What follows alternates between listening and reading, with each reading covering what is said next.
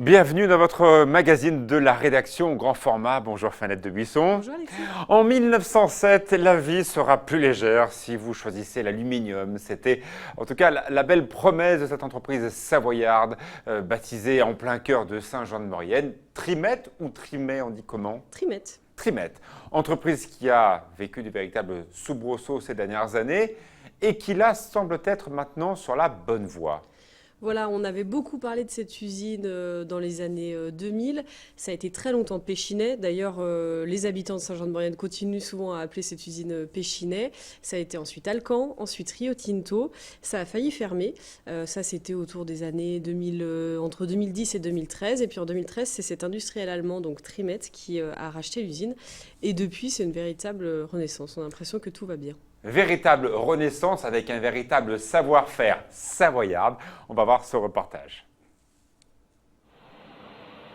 Depuis plus de 100 ans, l'usine de production d'aluminium ne passe pas inaperçue à Saint-Jean-de-Maurienne. Elle est aujourd'hui le deuxième employeur de la ville, au coude à coude avec l'hôpital en plein développement. Fierté des Mauriennais, l'usine créée en 1907 a connu des heures sombres dans les années 2000 et la valse des étiquettes. Péchinet, Alcan en 2003, Rio Tinto en 2007. Personnel et élus craignent alors la fermeture du site. Finalement, en 2013, l'usine mauriennaise passe sous bannière allemande avec le groupe industriel Trimet. Jean-Marc Ayrault, alors Premier ministre, vient officialiser cette reprise. Et maintenant, on espère que ce soit la bonne. Pour l'avenir de l'usine, c'est important. Saint-Jean représente le symbole de l'aluminium en Europe. Elle en est le... C'est vrai, hein ? 3 ans plus tard, les banderoles syndicales ont disparu. L'usine a retrouvé en sérénité. 600 salariés travaillent ici à fabriquer le seul fil d'aluminium produit en France. L'activité représente 2/3 de la production de l'usine. On est passé tous très proches de la catastrophe. Trimet a des objectifs de rentabilité qui sont plus modestes. L'objectif d'une entreprise familiale, c'est vraiment de dégager évidemment du résultat, mais du résultat pour investir et pour développer l'entreprise. Notre objectif est vraiment aujourd'hui de sécuriser des marges suffisantes pour pouvoir investir et non pas de spéculer sur le prix de vente de l'aluminium ou sur le prix d'achat des matières premières. Symbole de cette renaissance, la relance, après 5 ans d'arrêt, de la série d'électrolyse F en septembre 2014. Elle se fait en présence du ministre de l'économie de l'époque, Emmanuel Macron. Juste pour mémoire, depuis 2 ans maintenant, c'est quasiment 100 millions d'euros qui ont été investis dans cette usine. Il y a eu 150 embauches, c'est plus 100 à l'effectif. Et donc ça forcément, ça s'en ressent au niveau de la vallée. Plus de 30% du personnel de production qui est renouvelé en 2-3 ans, c'est énorme. C'est des challenges aussi au niveau de la formation, au niveau de l'adaptation. C'est des métiers complexes. Donc voilà, de gros enjeux. Mais j'irai toujours avec le fait de se dire, oui, mais c'est pas pour demain, c'est aussi pour après-demain. Voilà. En 1987, 120 000 tonnes d'aluminium sont produits à Saint-Jean-de-Maurienne, 90 000 en 2012. Cette année, ce seront 145 000 tonnes qui sortiront de l'usine savoyarde, un record historique. Vous avez raison, Fanette, on entend évidemment votre voix dans ce reportage. C'est un véritable savoir-faire savoyard qui est reconnu dans le monde entier. On a vu son président. Ça se fait ici, l'aluminium. Oui, ça a été imaginé au moment de la création de l'usine en 1907.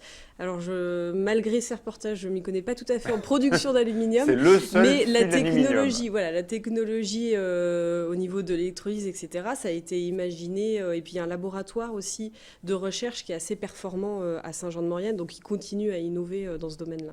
Alors bien sûr, il mise sur la R&D, la recherche et développement, dans une entreprise qui va fabriquer pas autant de tonnes qu'on pouvait imaginer. Mais pourquoi justement ces investisseurs croient-ils à ce savoir-faire et à Saint-Jean-de-Maurienne alors qu'ils ne feront pas les tonnages qu'on aurait pu imaginer il y a quelques années? On regarde votre reportage.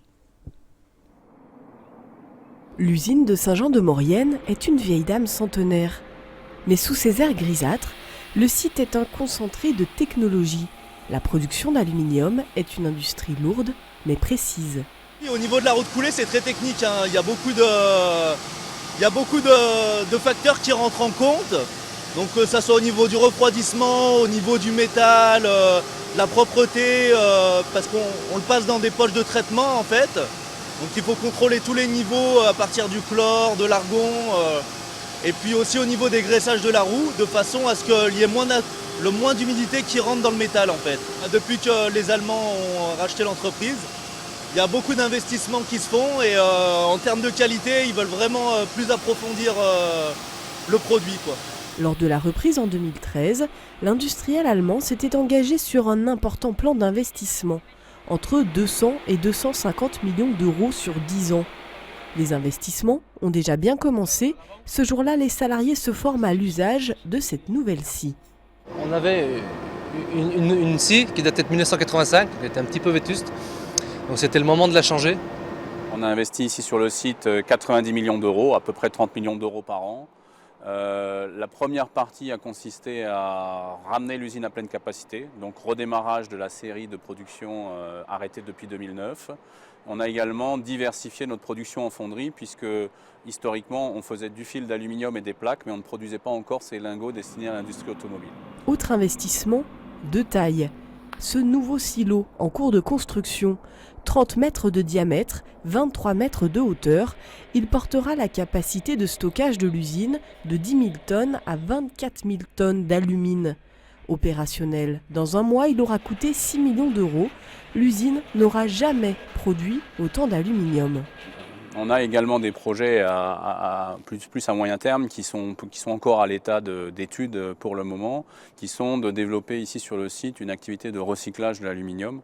L'aluminium a cette qualité de se recycler à l'infini. Pour absorber cette hausse d'activité, une centaine d'embauches a été réalisée par le groupe depuis la reprise, menant l'effectif à près de 600 salariés. Un centre de formation a d'ailleurs été implanté au cœur même du site pour répondre à la demande. Un véritable savoir-faire savoyard et aussi bien une matière qui est à la mode. Aujourd'hui, tous les objets ont tendance à s'alléger, notamment les carcasses des voitures. L'aluminium, on le retrouve partout, dans les TGV, dans les avions.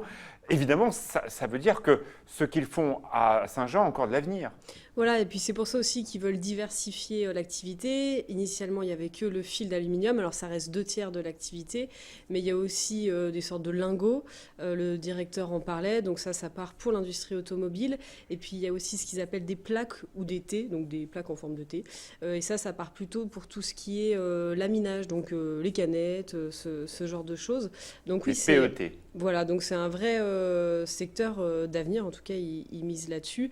Et puis l'industriel allemand qui a des usines donc en Allemagne est reconnu pour ça aussi, pour développer ces nouveaux marchés et puis les entretenir aussi à l'international. Qui veut dire développement, veut dire formation professionnelle pour les uns et pour les autres, afin que le personnel local ne soit pas un jour délocalisé en dehors des frontières. On l'a vu pour plusieurs autres entreprises de France. Trimet, pour l'instant, reste en Savoie, c'est une très bonne nouvelle, mais le personnel est formé aussi pour garder cet emploi dans le territoire. Depuis 2013 et la reprise du site par un industriel allemand, l'usine de Saint-Jean-de-Maurienne tourne à plein régime. 400 tonnes d'aluminium sont produites ici chaque jour. Conséquence directe, il y a eu une centaine d'embauches et une cinquantaine de départs à la retraite remplacés. Il y a 3 ans, un centre de formation a même ouvert ses portes au cœur de l'usine. Depuis l'ouverture, 70 contrats d'apprentissage ont été signés. Ce matin, ce petit groupe d'étudiants s'initie à la lecture de plans et au dessin industriel. Je suis en contrat pro en vue d'une embauche. Donc j'ai fait déjà 18 mois en intérim dans l'entreprise. Suite à ça, on m'a proposé un contrat pro pour 2 ans en vue d'une embauche normalement si on obtient le diplôme. Chez Trimet, depuis maintenant 3 ans, on organise des CQPM CSPA, conducteurs de systèmes de production automatisés, et ce afin de mettre en adéquation les nouveaux embauchés par rapport au poste de travail. Donc on leur fait de la formation au niveau mécanique, pneumatique, hydraulique, électrotechnique, organisation industrielle, organisation de la maintenance, communication. Au sein de la vallée, Trimet fait partie de l'un des gros sites qui est un gros demandeur parce que maintenant on en est au 7e groupe de formés. De l'autre côté du couloir, ce groupe a commencé sa session il y a 3 semaines seulement. Tous ici sont des anciens de Métal Temple. L'usine de Saint-Michel-de-Maurienne a fermé en cours d'année, laissant une centaine de salariés sans emploi. On sort d'un plan de licenciement à Métal Temple. On a eu l'occasion de rebondir ici à Trimet via un contrat de qualification. Dans la vallée ici, il n'y a pas grand-chose à part Trimet. Donc voilà, on a sauté dessus, quoi. 75% des alternants sont embauchés après leurs 2 années de formation par l'usine de Saint-Jean-de-Maurienne. Alors, question évidemment toute simple pour cette vallée de Maurienne, vous l'avez très bien dit dans le reportage précédent. C'est vrai que cette entreprise est plus qu'importante pour la vallée de Maurienne, c'est le 2e employeur derrière l'hôpital. Ça ne donne pas un lien un petit peu trop serré entre l'entreprise et le territoire? En clair, si un jour ils s'en vont, la vallée, il n'y a plus rien. Il y a eu cette vraie crainte au moment de la vente, quand Rio Tinto cherchait à vendre, effectivement. Maintenant, tous les gens que j'ai rencontrés dans l'usine, que ce soit au niveau des salariés, des syndicats ou de la direction, paraissent vraiment confiants sur l'avenir de l'usine, puisque ça se passe plutôt bien. Le groupe, au niveau de la France, fait 1,3 milliard de chiffre d'affaires. Ça, c'était en 2015. Donc, il y a peu de raisons pour que ça se casse la figure maintenant. On a vu le passage de plusieurs politiques, un ancien Premier ministre qui est venu là. On sait, on est en pleine primaire de gauche. On voit bien que de droite comme de gauche, chaque élu essaie de dire « mais moi j'ai sauvé, j'ai sauvé ». Est-ce que c'est la personne publique qui a sauvé ou non c'est cet Allemand qui a trouvé que le savoir-faire, les compétences de ces employés qui sont à Saint-Jean-de-Maurienne ont fait que finalement, voilà, il fallait sauver cette boîte? Alors il fallait sauver cette boîte. Juste en chiffres, il y a 25 ans, il y avait 15 000 emplois industriels en Maurienne. Aujourd'hui, il y en a 5000. Donc, fallait sauver cette boîte. Il y a eu beaucoup de mobilisation des différents gouvernements au fil des années. Et c'est cette mobilisation politique qui a permis de la mise en contact avec le groupe industriel allemand. Donc, je pense qu'on peut dire que ça vient des deux côtés. Ma dernière question, on est dans une vallée qui est fortement industrielle, même si on Savoie, on le rappelle, la moitié du PIB se réalise à plus de 1500 mètres d'altitude, évidemment grâce au tourisme. On l'a vu dans l'un des reportages de Jean-Paul Crespi il y a quelques jours, la création d'entreprises uniquement pour le projet du Lyon-Turin, des entreprises qui vont partir dans 10 ans. Est-ce que Trimet, ce n'est pas aussi l'arbre qui cache la forêt? C'est un exemple de réussite, mais pour le reste de la vallée, il manque aujourd'hui des entreprises de taille moyenne. C'est certainement le cas. Après, je pense qu'ils travaillent aussi. Trimet, ça représente 2000 emplois indirects. Donc, il y a les 600 emplois à l'intérieur, 2000 emplois indirects. Donc, ça reste important. Et puis, il y a d'importants chantiers. Vous avez dit, il y a Lyon-Turin. Et puis, il y a aussi cette fameuse ligne souterraine très haute tension, d'ailleurs, qui va passer sous l'usine Trimet.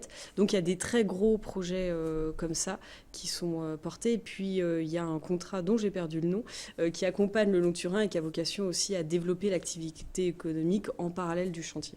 On est ravis que ce soit pérenne, en tout cas pour tous ces Mauriennais qu'on aime bien. Merci beaucoup, Fanette de Alexis. Buisson. Un exemple de grand format, les reportages que vous retrouvez dans le cadre du JT de 8 Mont-Blanc.